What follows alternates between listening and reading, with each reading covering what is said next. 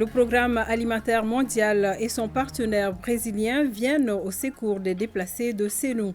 Cela à travers une assistance alimentaire composée de riz, d'huile, de sucre, entre autres. Cette intervention concerne 350 ménages. À suivre également la journée paysanne, une première dans le cercle de Koumantou. L'initiative est de la synergie des jeunes de Koumantou. Cet espace d'échange entre paysans et autorités locales vise à améliorer les productions. Bienvenue dans ce journal. Nous sommes jeudi 25 mai, c'est la journée de l'Afrique. Et Bamako est bien arrosé ce matin par la pluie. Plusieurs membres du gouvernement étaient réunis à la Tour de l'Afrique pour la montée des couleurs. Le Mali place la célébration de cette année sous le signe de la solidification des liens historiques entre le Mali et les autres pays africains à travers leurs ressortissants vivant parmi nous. Je vous propose d'écouter le ministre des Maliens de l'extérieur et de l'intégration africaine, Alhamdou Ag Ilienne. Il s'exprime au micro de Alousseni Touré. 60 ans d'Union africaine que nous célébrons. Vous savez que l'OIA, qui est l'ancêtre de l'Union africaine actuelle, a été créée à Addis Abeba le 25 mai 1963 par les pères fondateurs qui, après les luttes d'indépendance et d'émancipation des peuples africains, ont compris et décidé qu'il fallait s'unir pour faire face à l'adversité. Et donc aujourd'hui, c'est un sentiment de joie, un sentiment de victoire. Après 60 années de combat, 60 années de difficultés, voilà l'Afrique toujours debout, l'Afrique qui n'a jamais fait du mal à aucun continent, mais l'Afrique qui a été dominée, colonisée, écrasée, exploitée, et qui s'élève et qui dit enfin, je vais m'unir pour faire face à mon avenir. Le panafricanisme est un idéal vers lequel nous allons nous acheminer inexorablement. Ça prendra le temps qu'il faudra, mais il y a toujours des doyens qui sont là, et puis les plus jeunes maintenant, qui commencent à reprendre le flambeau de cette lutte.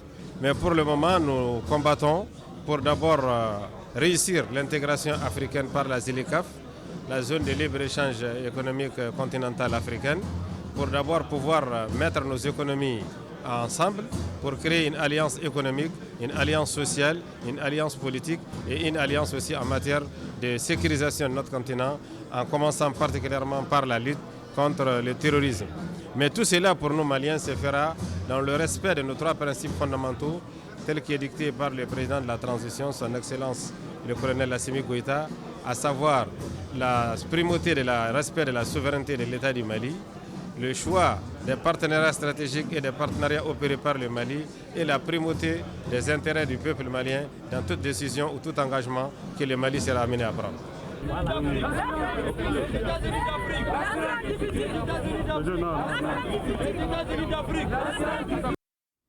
Voilà la journée de l'Afrique célébrée ce matin sous la pluie. Je le disais dans les titres, le programme alimentaire mondial et son partenaire brésilien viennent au secours des déplacés de Sénou.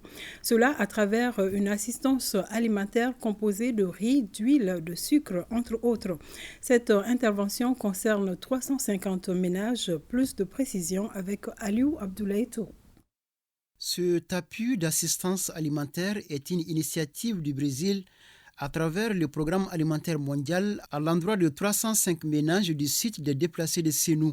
Une contribution qui vise à soulager les souffrances des bénéficiaires. Elle témoigne aussi de la solidarité du peuple frère du Brésil à l'endroit du Mali. Je suis sûr que cette modeste donation du Brésil va être bien reçue et représenter beaucoup de bonheur pour beaucoup de gens au Mali. Le directeur pays du programme alimentaire mondial estime pour sa part que cette donation arrive au moment opportun avant d'exprimer sa reconnaissance à l'ambassade du Brésil pour cet acte humanitaire. Grâce à cet appui, les PAM fournit une assistance permettant de couvrir les besoins alimentaires et nutritionnels pendant un mois. Dans le cadre de cette assistance, chaque ménage bénéficiaire a reçu un bon d'achat électronique qui va échanger contre les vivres de leur choix auprès des commerçants locaux contractés par les PAM. pour les desservir sur les sites où nous nous trouvons. Naturellement, les bénéficiaires ont exprimé leur satisfaction face à ces gestes de solidarité agissante du Brésil à travers le PAM. Cette opération de distribution des vivres est mise en œuvre par l'ONG GeForce. Le complexe scolaire Basile Sow de Baguineda a mis à profit sa journée culturelle et sportive pour la vulgarisation du projet de constitution. Le principal conférencier a largement expliqué aux participants les innovations majeures apportées au projet. Nous retrouvons Aliou Abdoulaye Touré. Informer et sensibiliser les élèves et parents d'élèves de la population de Baguineda sur le contenu du projet de constitution en vue d'en assurer une meilleure vulgarisation, c'est tout le sens de cette rencontre initiée par le promoteur du lycée Basile Sow de Baguineda. Je pense que c'est un devoir pour tous les Maliens d'initier de telles activités pour une sensibilisation, une appropriation effective du projet de constitution afin d'avoir une adhésion populaire positive au référendum. Vu l'importance et le contenu du texte, un débat de fond a eu lieu sur le document, notamment les innovations majeures apportées dans le document qui sera soumis au vote le 18 juin prochain. D'abord, au niveau de la diaspora, donc malienne est désormais représentée au sein de l'Assemblée nationale. Aussi, il y a eu au niveau des institutions, notamment la suppression de la Haute Cour de justice et la création de la Cour des comptes. Il y a également la suppression du Haut Conseil de collectivités territoriales, mais il y a eu également la création du Sénat, le Parlement. À la lumière des exposés, les participants se disent désormais éclairés sur le contenu du projet de constitution. Pour aller voter une constitution, il faut que le contenu soit connu. Et c'est un moment privilégié pour faire connaître ce projet de constitution. L'objectif final est l'adhésion des populations pour un oui le 18 juin prochain. Cap sur Tombouctou, où le projet de constitution a été expliqué aux femmes, jeunes et militaires du camp du fort Cheikh Sidi Bekay de Tombouctou. Objectif, leur permettre de participer au référendum en toute connaissance de cause. Le reportage de Idrissa Goulou Sissoko. Dans le cadre de la vulgarisation du projet de constitution, une mission vient d'entretenir les femmes des camps, les jeunes et les militaires sur les innovations et l'esprit du projet de constitution. Il s'agissait d'expliquer son contenu pour leur permettre de prendre une décision le 18 juin prochain et pour les militaires le 11 juin pour leur permettre de sécuriser le vote des populations. Les échanges ont porté sur le Sénat, la valorisation des langues nationales, les Maliens de l'extérieur, le nomadisme politique, la laïcité et ce que dit la Constitution sur les forces de défense et de sécurité. Ce que nous retenons, c'est que vraiment nous sentons un engouement vraiment par rapport à ce projet de constitution. Le personnel militaire, que ce soit aussi les femmes et les jeunes des camps, n'ont pas cessé avec les questions de nous démontrer quand même qu'ils sont très curieux de savoir ce qui se passe à l'intérieur de ce projet et qu'ils vont certainement se mobiliser par rapport à un vote massif au niveau de Tombouctou. Nous pouvons dire sans se tromper quand même que l'engouement démontré peut nous faire dire que notre mission se passe très bien et que nous pouvons compter très certainement sur une grande mobilisation des militaires mais également des jeunes et des femmes des camps par rapport au vote du 11 et du 18. Des copies du projet de constitution ont été remises aux femmes, jeunes et aux commandants du camp Fort Sidi Bekay de Tombouctou. Dans un autre registre, la coalition des alternatives africaines d'aide et développement, CAD Mali, et Oxfam se donnent la main pour interpeller les autorités politiques et administratives sur la problématique de l'accès des femmes et des filles aux moyens de production. Cette démarche vise à faciliter l'accès des femmes et des filles aux moyens de production dans le domaine agricole. Envoyés spéciaux à Kolokani, Adama Traoré, Abdraman Doka Traoré. La coalition des alternatives africaines d'aide et développement, CAD Mali et Oxfam, multiplie les rencontres dans le but de trouver une solution à la problématique de l'accès des exploitantes agricoles aux moyens de production, c'est-à-dire les moyens basés sur l'acquisition de la terre, les financements, les intrants agricoles, entre autres. Amener les autorités compétentes à prendre des décisions nécessaires en vue d'améliorer les conditions d'accès de l'exploitation agricole familiale aux moyens de production.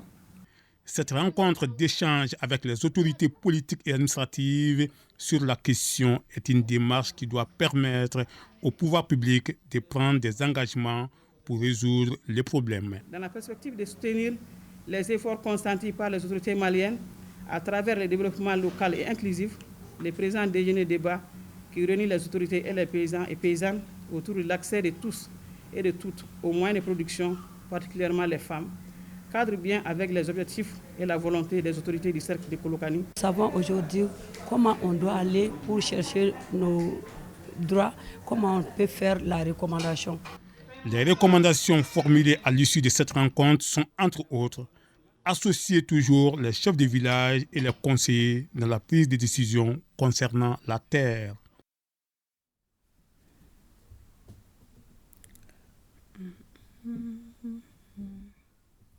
Comment on ne me filme pas?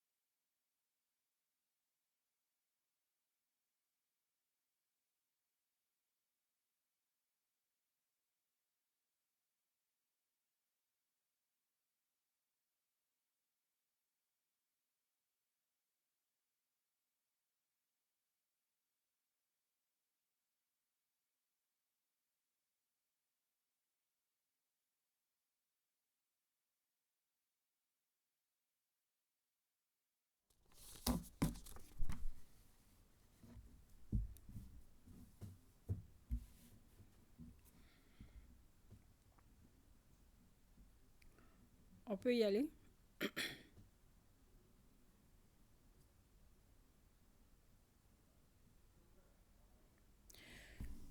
Direction Koumantou, le cercle a abrité dimanche dernier pour la première fois la journée locale paysanne. L'initiative est de la synergie des jeunes de Koumantou. Cette journée vise à créer un espace d'échange entre les paysans et les autorités locales afin de recenser leurs préoccupations en ce début d'hivernage. Les commentaires de Bokari Koulibaly. Nostalgique de la journée nationale paysanne, la synergie des jeunes de Koumantou entend perpétuer l'événement au niveau local, d'où l'organisation par la synergie des jeunes de la première édition de la journée locale paysanne à Koumantou. La commune de Koumantou est basée sur l'agriculture. Comme la journée paysanne, c'est des journées nationales. Mais nous, en tant que la nouvelle génération, nous avons décidé de redescendre cette journée nationale-là à une journée paysanne organisée au sein de la commune de Koumantou. L'objectif qu'on recherche, c'est de créer une approche entre les paysans et les services concernés. Instituée en 2003, la journée paysanne donnait une occasion aux paysans d'expliquer leurs préoccupations aux autorités en prélude à la campagne agricole en vue. Cette journée paysanne de Koumantou avait le même sens. C'est une approche des paysans et les encadreurs du secteur de la commune. On a écouté tout le monde et je pense que dans l'ensemble, on a prévu l'hivernage. Parce que la CMT a dit que leur mise en place en complexe coton est à 99%. En complexe céréales, en 99%. Je n'ai qu'un sentiment de satisfaction par rapport à la tenue de la première journée paysanne locale au niveau du tout nouveau cercle de Koumantou. Au nom des plus hautes autorités de notre pays, à leur tête, son Excellence colonel Assimi Goïta. Plusieurs thèmes ont été débattus au cours de cette journée, notamment les causes de la baisse des rendements agricoles. Cela a permis aux techniciens d'édifier les paysans sur les bonnes pratiques. Par ailleurs, la question du projet de constitution s'est invitée dans les débats où le parrain a invité les paysans de sortir massivement pour voter le jour du référendum. Autre lieu, autre journée, la région de Koulikoro a célébré mardi 23 mai la journée internationale pour l'élimination de la fistule obstétricale. L'activité a mobilisé plusieurs femmes et a permis de partager les mesures préventives sur le phénomène. Reportage Hatoumata Sari. La fistule obstétricale est une affection cruelle qui handicape la vie de milliers de femmes, le plus souvent très jeunes, car elle intervient en général lors d'un premier accouchement compliqué, avec près de 90% selon l'UNFPA, un bébé mort-né. C'est une maladie qu'on attrape en général lors de l'accouchement, et c'est surtout chez les femmes qui sont mariées de façon précoce, et surtout celles qui n'ont pas fait de suivi pendant la grossesse et qui ont accouché dans des conditions hors des centres de santé.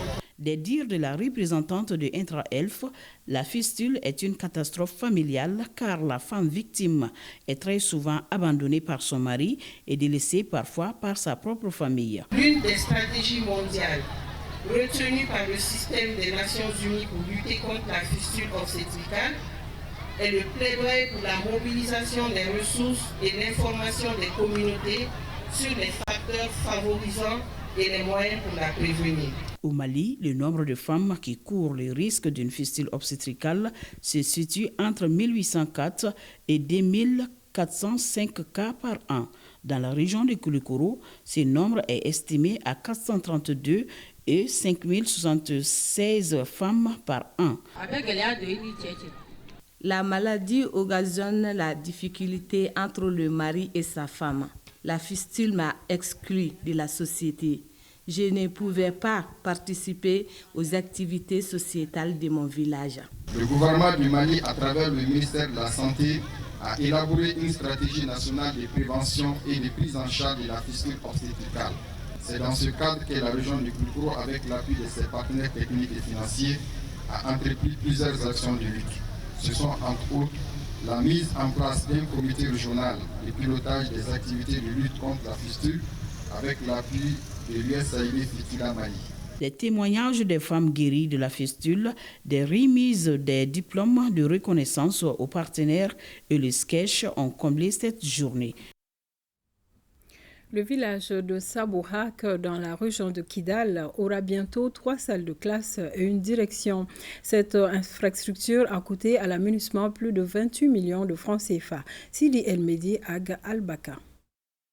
Très bientôt, l'école fondamentale de Sabouhak, localité située à 20 km de la ville de Kidal, sera dotée d'un bloc de 3 classes, des latrines, une direction, grâce aux efforts de l'ONG EFAD avec le financement de la MINISMA. Donc on est très content parce que Sabouhak, vraiment, c'est un coin éloigné de Kidal où les enfants ne peuvent pas quitter ici pour aller à l'école à Kidal. C'est impossible. 4, 5, 6 km, c'est trop pour des petits-enfants. Ce n'est pas facile. Les gens n'ont pas les moyens d'aller déposer leurs enfants. Nous savons tous que l'avenir, c'est les enfants. Si nos enfants ne sont pas formés, on n'a pas d'avenir, on n'a pas de relève.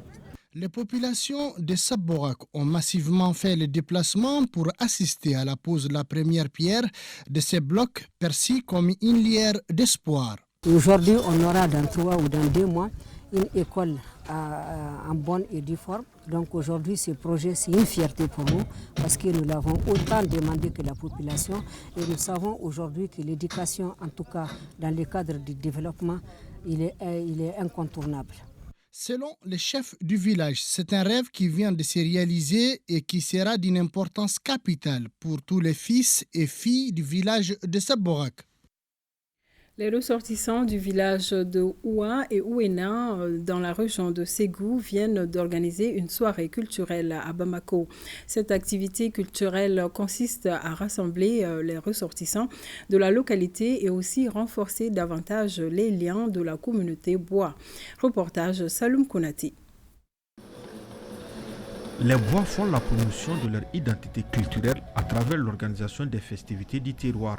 L'initiative de soirée culturelle est le fruit d'une collaboration entre deux associations sœurs, à savoir l'Association des jeunes pour le développement du village de Ouéna à Djevo et celle de Ouan. Pour cette première édition, le thème choisi est le rôle et la place des jeunes beaux dans l'acquisition et la consolidation de la paix au Mali.